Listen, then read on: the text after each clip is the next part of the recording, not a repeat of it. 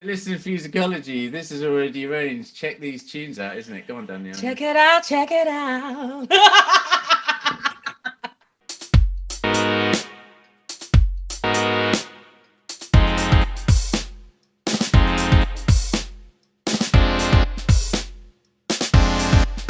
You get cold.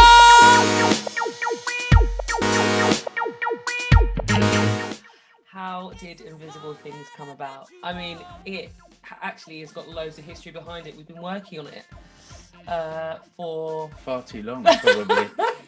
I mean, it's our first album, so it's got some tracks that we've been working on for about 4 years, that we've developed, that we changed over time. It's got some real fresh ones on there. That's happened, that's Absolutely. I think we've all, the time that we've all gone through COVID at the end of it, but it was quite a changing time for us anyway as a group and a team, and then sort of piling it together and figuring out who we are, what we are, kind of sort of stitched together right at the end a little bit, and sort of came together within. It came together really naturally. It was like, it was never an idea to be like, we're going to do an album. We just started making music together. Me and Stephen, when we first met, it was just the most instant connection I've ever had with anybody. I've got really bad stage fright, so I don't when it comes to making music, I struggle with being able to sing publicly, etc. And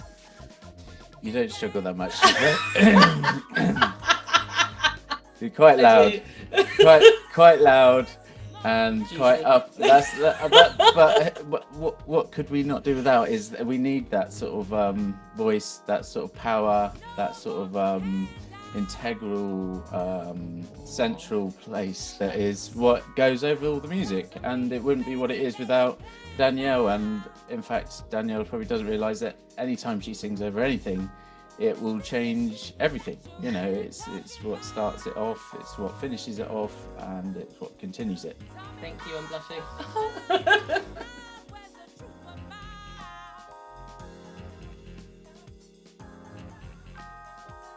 Our friend, a mutual friend, they was flat sharing with Stephen, and I was invited round for dinner, and I was in the kitchen singing along to Drake, and Stephen just had it on the mini rig, and Stephen walked past the kitchen, came in, said hi, introduced himself, and then didn't say anything. And then a few days later, my mate called me and was like, Stephen, because he works on touchy subjects and produces a lot of his own amazing music, was just like, he's been wanting to work with a vocalist for ages, heard you sing, would you be interested? And I was like, yeah, but really nervous. First time I'd taken it, where I felt like I took a jump. My life had changed massively, broke up with a long-term boyfriend, was quite young, wanted to do it for ages, felt like my light was dim, so hadn't. And then I took my best friend with me because I was that nervous, and I sat in Stephen's room. He had the studio set up in his room, and that's when we just literally it just went like that. That's where we get the Aurora part of our name.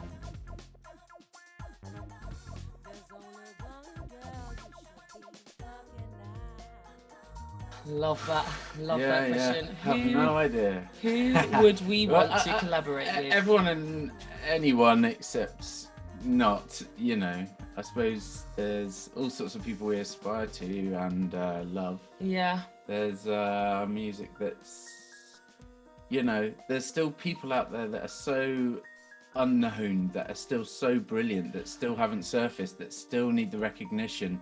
And we've got a little bit of light, and they need to be surfaced too. So maybe just people that aren't known. It's like a film when you're like, oh, who's the actor? Oh, it's the same old actor in that film. Yeah, great. But what about the newcomers? What about the people that are really good? What about the people that have no sort of outings at all? They deserve the light just as much as bring everyone together and do one massive collab.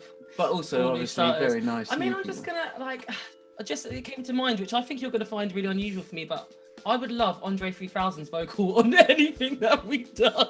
His voice, for me, is just beautiful. His flow, production-wise, so many people. I mean, I've listened to the Stones Throw back catalogue so many times that I can't go on about it anymore. So I guess that's always been a part of me, but I don't know whether that's where we are. I think maybe it's some of the people that are close around us that we maybe don't know. Some of the True Thoughts people, maybe some of the Ninja crew, maybe some of the some of the funk and soul. I love that. You know, I've interestingly, like, I love music, but I've never sat down and given it serious thought of who I want to collab with. It's like, I'm going to walk away now and I'm going to write a list.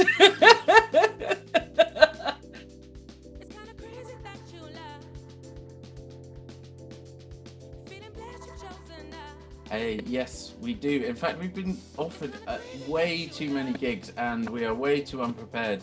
Because of the situation that everyone's been in, we've only managed to have one rehearsal between a group of us, of 6 of us, which, you know, everyone's got their own lives, and getting 6 people together to do a rehearsal, and it was good. That's one blessing, but just to know that we can all be there, or there can be backup musicians or whatever it is, to get to that stage is probably New Year. Yeah, we're hoping in the New Year. So like realistically, we've been asked for a couple of, I mean, we're mid-November practically now, aren't we? We've been asked for a couple of November, December, but it's just, we want to be tight, especially with this light that we've got on us now. I want to give, like, it just feels so nice to be able to feel seen and share our music. And I'm like, if I go on stage now, I want it to just bang. I want everyone to just walk away feeling like they felt it. Although, like Stephen said, when we done our first rehearsal, we all walked up, we went prepped with 4 songs and was trying to be really organised. Was like, let's just concentrate on these 4 songs. And then we got in there, and Stephen ended up like having to pull out other tracks because he was just like, we could do the album, guys. Yeah. I think we were a little bit better than we thought we were, and that was special. I guess that's, and not in a boasting way, but I just guess that's something we want to do more of. But it's something that's definitely going to happen, but we also need to bear in mind that we need to be really damn good, and when someone comes to see you, go, ow, they were good, they weren't shit, they were good, got the vibe. Yeah, and shout out to True Thoughts, obviously, for falling in love with the music and listening to that CD when Stephen sent it in. Like, yeah, do you know what, they still only accept CDs. It's just such a touch. Yeah, it's old school. So you have to send a CD and you have to wait about 4 months before you hear anything. So, yeah. It's called love and patience, babes.